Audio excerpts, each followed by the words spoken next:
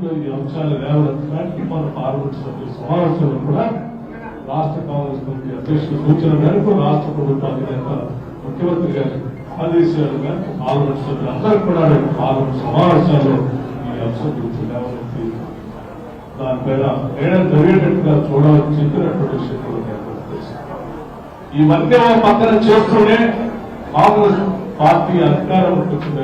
ఈనాటి ఈ సమాజంలో ఉన్నటువంటి ప్రజానికం కోసం మనం సాధించినటువంటి ప్రగతి, ఇక్కడ ఉన్నటువంటి వనరులు పోలీసుల ప్రతి రూపాయి ప్రజలకి పంచాలనేటువంటి ఆలోచనతో అనేక సంక్షేమ కార్యక్రమాలు చేసుకుంటూ వచ్చారు.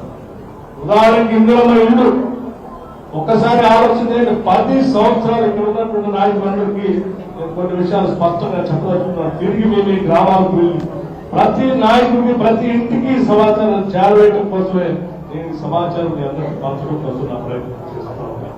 ఇందిరమ్మ ఇల్లు ఒక్కొక్క ఇంటికి 5 లక్షల రూపాయలు. ఇది మామూలు విషయం కాదు. ఒక ఇంటికి 5 లక్షల రూపాయలు శాంక్షన్ చేసి ఒక్కొక్క నియోజకవర్గాలు 3,500 ఇల్లు సంవత్సర కాలంలో 4,50,000 ఇళ్ళని దాదాపు 22,000 కోట్ల రూపాయలు ఖర్చు అయ్యేదాన్ని ఈ రాష్ట్ర ప్రభుత్వం భరిస్తూ ఈరోజు శాంక్షన్ వేసి ముందుకు పోతా ఉంది.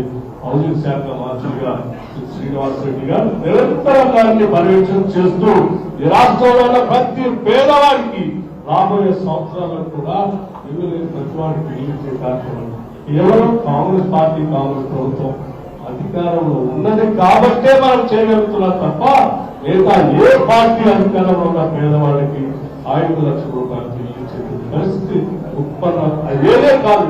10 సంవత్సరాలు మనం చూసాం. డబల్ బెడ్రూమ్ అని